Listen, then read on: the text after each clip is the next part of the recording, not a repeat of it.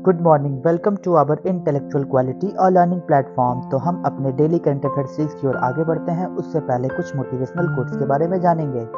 जिंदगी बदलने के लिए लड़ना पड़ता है, आसान करने के लिए समझना पड़ता है। इसलिए किसी चीज़ को समझने के लिए धैर्य रखिए और ज़िंदगी को समझने के लिए आपको लड़ना पड़ेगा।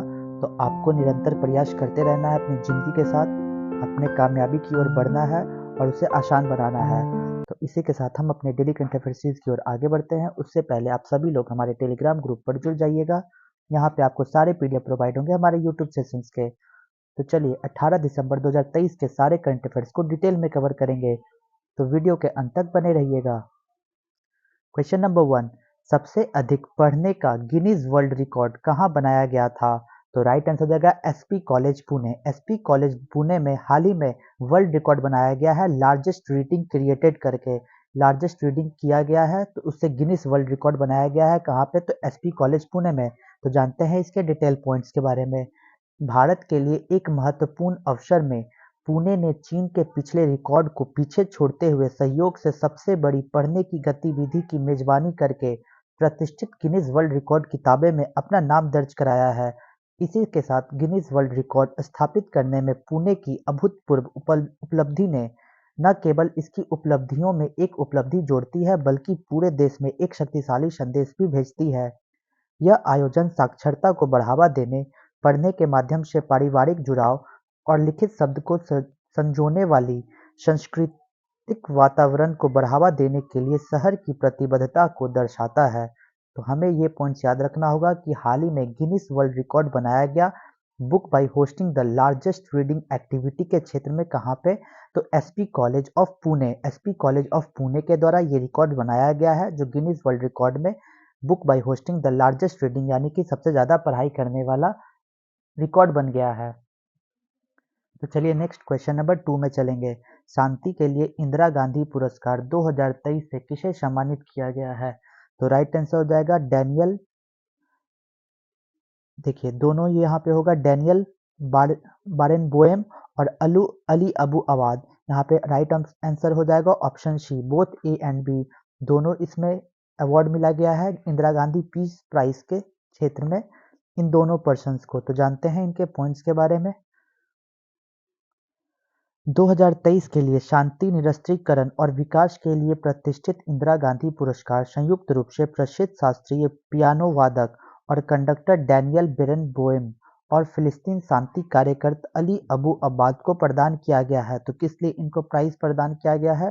तो यह पुरस्कार इजराइल फिलिस्तीन संघर्ष के अहिंसक समाधान के लिए इजराइल और अरब दुनिया के युवाओं और लोगों को एक साथ लाने में उनके असाधारण योगदान को मान्यता देता है। और किसे प्राइज मिला गया है? तो ये पॉइंट्स हमें याद रखना होगा कि Indira Gandhi prize for peace इनको मिला है। तो दो लोगों को मिला है, एक का नाम है डैनियल बैरनबोएम और दूसरा का नाम है अली अबू अवाद। तो ये पॉइंट्स आपको याद रखना होगा। तो चलिए नेक्स्ट क्वेश्चन नंबर 3 में चलेंगे। तीसरे पी गोविंद पिल्लई मेमोरियल राष्ट्रीय पुरस्कार से किसे सम्मानित किया गया है? तो राइट आंसर होगा अरुंधति रॉय। अरुंधति रॉय को third P Govinda Pillai memorial national award से सम्मानित किया गया है। तो जानते हैं इसके पॉइंट्स के बारे में। लेखिका कार्यकर्ता अरुंधति रॉय ने कहा कि देश के लोग गंभीर खतरे का सामना कर रहे हैं। वह मार्क्सवादी विचारक पी गोविंद पिल्लई की स्मृति को बनाए रखने के लिए पीजी संस्कृति केंद्र द्वारा स्थापित तीसरे पी गोविंद पिल्लई मेमोरियल राष्ट्रीय पुरस्कार प्राप्त करने के बाद ये बोल रही थी कि लेखिका जो कार्यरत अरुंधति रॉय है, उन्होंने कहा कि हमारे जो देश के लोग हैं वो गंभीर खतरे का सामना कर रहे हैं। ये चीज़ बोलते हुए उनको एक अवार्ड से सम्मानित किया गया। उस अवार्ड का क्या नाम है? तो third P Govind Pillai memorial national award से इनको सम्मानित किया गया अरुंधति रॉय को, उनके फेमस कार्यकर्ताओं के लिए, कार्यरत के लिए। इनका एक बुक है the God of films. The God of films करके इनकी एक नॉवेल्स है, उनके लिए भी इनको सम्मानित किया गया था। चलेंगे नेक्स्ट क्वेश्चन नंबर 4 में। निम्नलिखित में से कौन सा तेज जहाज है? तो राइट आंसर होगा आईएनएस तारमुगली। आईएनएस तारमुगली सबसे फास्ट शिप है। ये पॉइंट्स हमें याद रखना होगा। तो जानते हैं इसके पॉइंट्स के बारे में। आईएनएस तारमुगली एक water jet fast attack craft है जो नौसेना डॉकयार्ड विशाखापट्टनम में पूर्वी नौसेना कमान के तत्वाधान में समारोह पूर्वक भारतीय नौसेना में शामिल किया गया। एक उल्लेखनीय इतिहास का दावा करते हुए इस जहाज ने आईएनएस तिलचांग एक ट्रिंकट क्लास जहाज के रूप में अपनी सेवा शुरू की है, जो 2006 तक सक्रिय रूप से काम करता रहा है। हिंद महासागर क्षेत्र आईओआर, जिसे हम लोग इंडियन ओशियन रीजन के नाम से जानेंगे, भारत की राजनयिक पहुंच के हिस्से के रूप में जहाज को मालदीव राष्ट्रीय रक्षा बल एमएनडीएफ को उपहार में दिया गया था और इसका नाम एमसीजीएस हुरूबी है। ये पॉइंट्स आप याद रखिएगा कि हाल ही में आईएनएस तरमुगली को eastern naval commander naval dockyard को सौंपा गया है। कहाँ पे? तो विशाखापट्टनम में। तो ये सबसे फास्ट अटैक क्राफ्ट है, याद रखिएगा ये पॉइंट्स।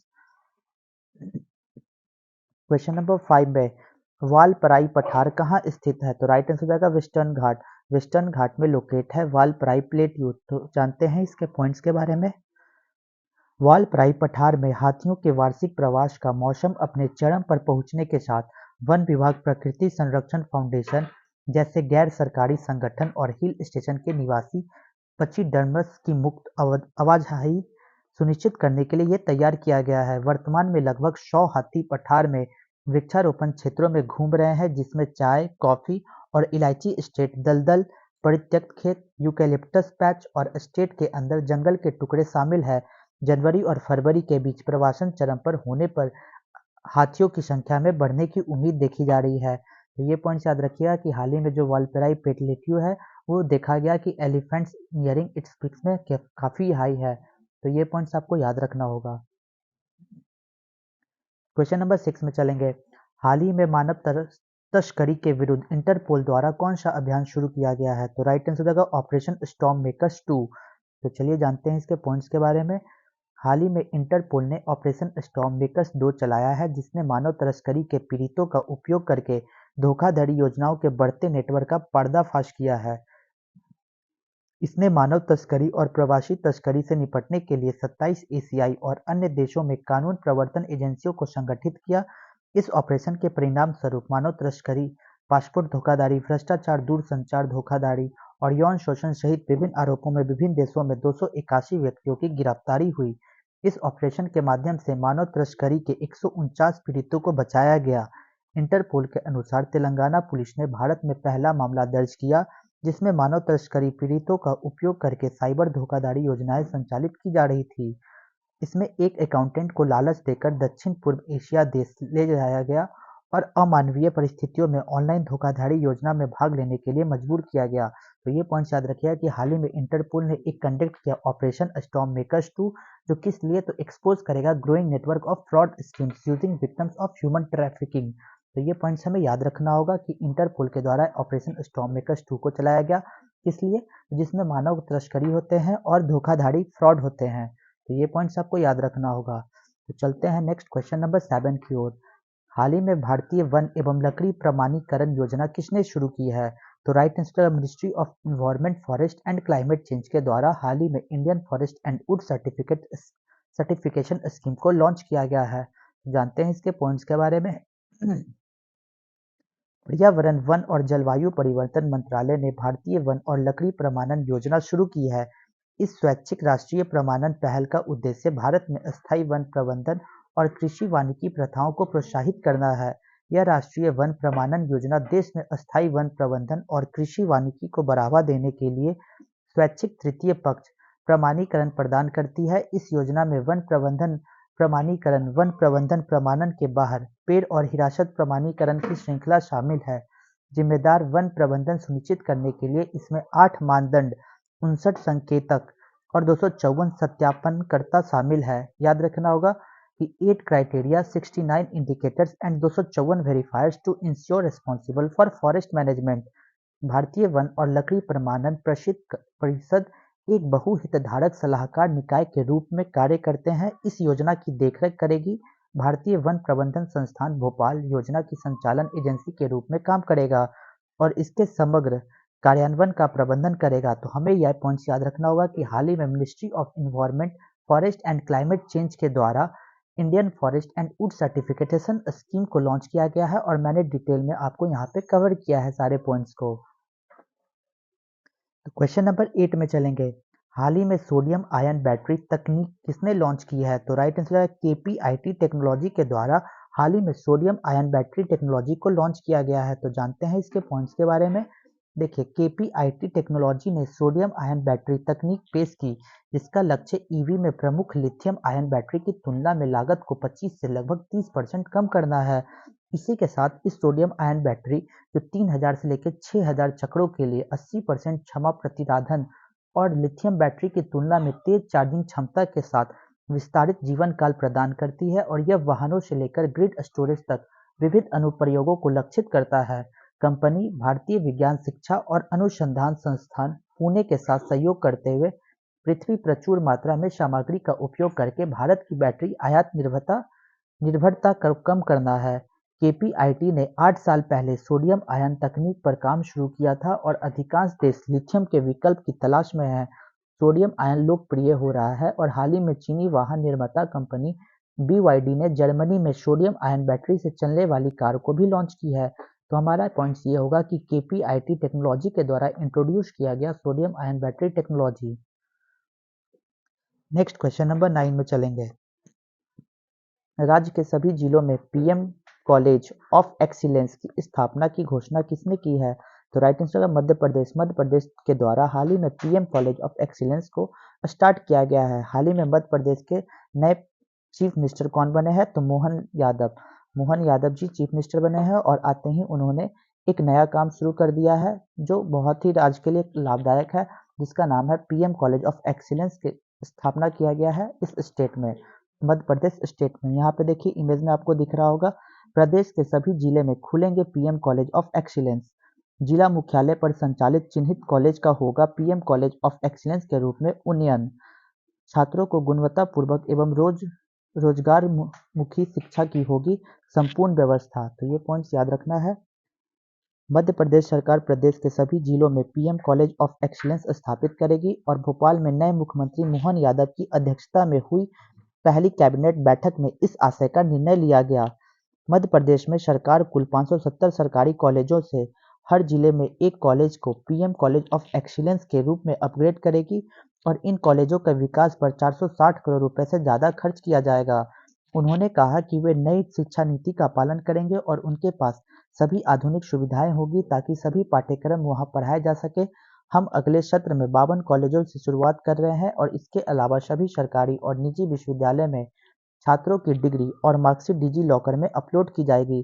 तो याद रखना है, हमारा जो मेन पॉइंट है कि हाल ही में मध्य प्रदेश के नए चीफ मिनिस्टर बने और उन्होंने एक अच्छा कदम उठाया कि उन्होंने एक गवर्नमेंट कॉलेज को पीएम कॉलेज ऑफ एक्सीलेंस के रूप में देंगे और इस तरीके से वो अपने काम को आगे बढ़ाए हैं।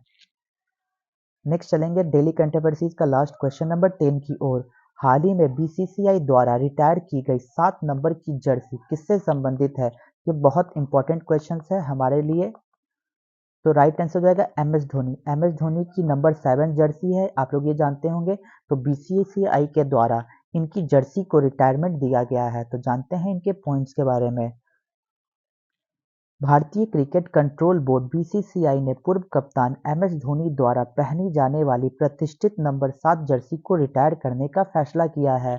इससे पहले सचिन तेंदुलकर की जर्सी नंबर 10 को रिटायर किया गया था, जो कि बीसीसीआई द्वारा रिटायर की गई पहली जर्सी थी। अब से कोई भी भारतीय क्रिकेटर 10 और 7 नंबर की जर्सी नहीं पहनेगा। क्रिकेट में जर्सी को रिटायर करने का एक अनोखी परंपरा है जो दिग्गज खिलाड़ियों के प्रति सम्मान का प्रतीक है। भारतीय क्रिकेट में एक प्रतिष्ठित व्यक्ति एम एस धोनी ने टीम को ऐतिहासिक जीत दिलाई है, जिसमें 2007 टी20 विश्व कप, 2011 वनडे विश्व कप और 2013 चैंपियंस ट्रॉफी शामिल है। वह सभी 3 आईसीसी व्हाइट बॉल टूर्नामेंट को सुरक्षित करने वाला एकमात्र कप्तान बने हुए हैं और इसी के साथ बीसीसीआई ने एक सम्मानित प्रदान किया गया है एम एस धोनी को कि नंबर 7 जर्सी को रिटायर कर दिया गया है। जो कौन पहनते थे? तो कप्तान एम एस धोनी पहनते थे उस जर्सी को। अब ये जर्सी किसी भी इंडियन क्रिकेटर को नहीं दिया जाएगा। तो ये पॉइंट्स हमारे लिए बहुत ही इंपॉर्टेंट है।